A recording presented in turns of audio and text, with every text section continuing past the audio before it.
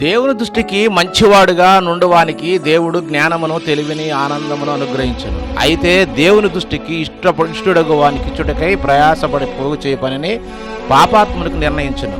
ధనము ఎక్కువ సంపాదించుకున్నా భక్షించువారు ఎక్కువ వగుదురు. ఆస్తి పన్నుకు తన ఆస్తి వలన ప్రయోజనమేమి? కనులారా చూచుటకే తప్ప 60 సంవత్సరాల జీవితానికి ఎంత తింటాడు?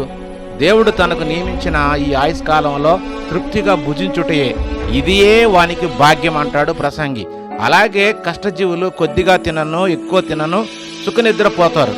ఆస్తి ఉన్నవానికి ధన సమృద్ధి చేత నిద్ర పట్టదు, సమయానికి తినలేడు.